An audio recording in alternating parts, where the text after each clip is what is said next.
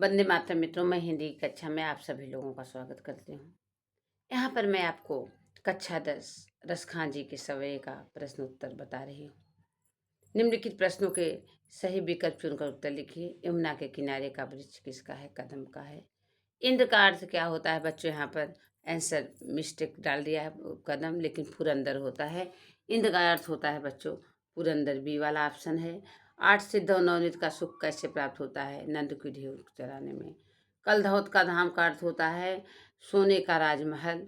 और गोपी गले में, भगवान के गोपी गले में माला पहनना चाहती हैं, कौन सा? गुंजे की। भगवान श्री कृष्ण गुंजे की माला पहनते थे, वही गोपियाँ में बोल रही मैं भी वही पहनना चाहती हूँ।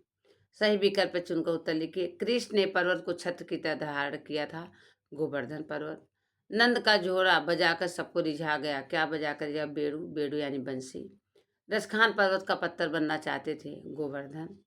लेकर रसखान वन में भटकते हुए गाय चराना चाहते हैं, लकटी। लकटी मतलब लाठी को लेकर के रसखान जी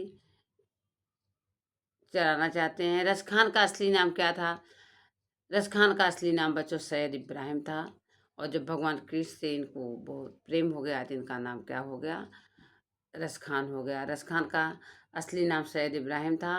निम्नलिखित प्रश्नों के सही उत्तर विकल्प। गोपी कृष्ण को मूल्य धारण नहीं करेंगी क्योंकि गोपियाँ जो थी भगवान श्री कृष्ण से निश्चल प्रेम का विश्वासघात नहीं करना चाहती थी। लकड़ी लेकर रसखान क्या करना चाहते हैं? लकड़ी लेकर रसखान वन में भटकते हुए गाय को चराना चाहते हैं। नंद की गायों को वन में ले जाकर चलाने का सौभाग्य मिलने पर रसखान क्या छोड़ते हैं? आठों सिद्ध और नवनीत के सुख को छोड़ देना चाहते हैं। आठ सिद्ध नवनीत सुख कब प्राप्त होता है? नंद की धेनु को चराने में। निम्नलिखित प्रश्नों को उत्तर एक वाक्य में लिखिए। रसखान किस पर्वत का पत्थर बनना चाहते हैं? बच्चों, रसखान जी जो है गोवर्धन पर्वत का पत्थर बनना चाहते हैं, जिसको इंद्र के प्रकोप से भगवान श्री कृष्ण ने उठाया था। पशुएन में जल मिलने पर कवि क्या करना चाहता है? पशुएन में जल लेना कवि के वश में नहीं है, परंतु कवि इतना चाहते प्रतिदिन उन्हें नंद की गायों के बीच में चलने का मौका मिले। आठ सिद्ध और नौ सिद्ध का सुख कहाँ प्राप्त होता है? नंद की धेनु को चराने में प्राप्त होता है। कबीर रसखान की लाठी और कंबली पाने के लिए क्या त्यागने को तैयार है? कबीर रसखान श्री कृष्ण की लाठी और कंबली पाने के लिए आकाश, पाताल और मृत्यु तीनों लोक का राज्य त्यागने को तैयार है। मनुष्य के रूप में रसखान कहाँ बसना चाहते हैं? मनुष्य के रूप में जन्म लेने पर रसखान गोकुल गांव में ग्वालों के साथ बसना चाहते हैं। पशु के रूप में कभी कहाँ निवास करना चाहते हैं? पशु के रूप में कभी जो है नंद के गांव के बीच में रहना चाहते हैं।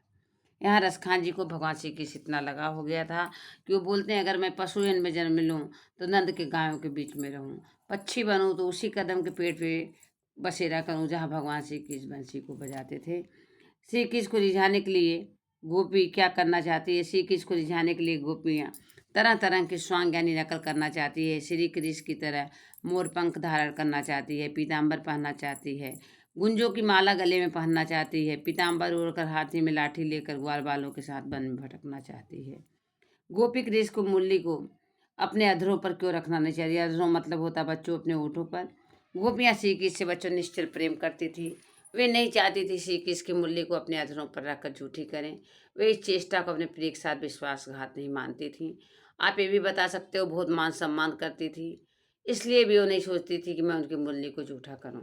और दूसरा अर्थ है कि वो मुरली से बहुत ईर्ष्या द्वेष जलन करती थी, उसको अपना सौतन समझती थी, इसलिए वो नहीं चाहती थी कि वो मुरली को अपने ओठों से लगाएं।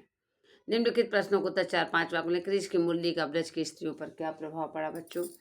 ब्रज की स्त्रियों पर कृष्ण की मुरली की दीवानी हो गई। श्री कृष्ण ने अपनी मुरली के मनमोहक तान से ब्रज की समस्त स्त्रियों को रिझा लिया। मुरली की धुन से जैसे उन्होंने ब्रज की स्त्रियों पर कुछ जादू टोना कर दिया।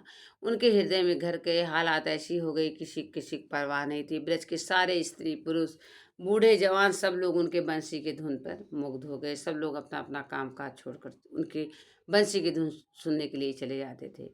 कृष्ण के प्रति अपनी भक्त प्रदर्शित करने के लिए रसखान क्या क्या न्यौछावर करना चाहते हैं? कृष्ण की भक्त प्रति रसखान को अपार श्रद्धा है, उनको अपार श्रद्धा और अपने आराध्य देव के प्रति समर्पित हैं। श्री कृष्ण की लकड़ी और कमली लेकर गायों को चराने के वन में जाने वाले रूप मन में समाया हुआ उस रूप में दर्शन करने तीनों लोक के राज्य को छोड़ने के लिए तत्पर हैं।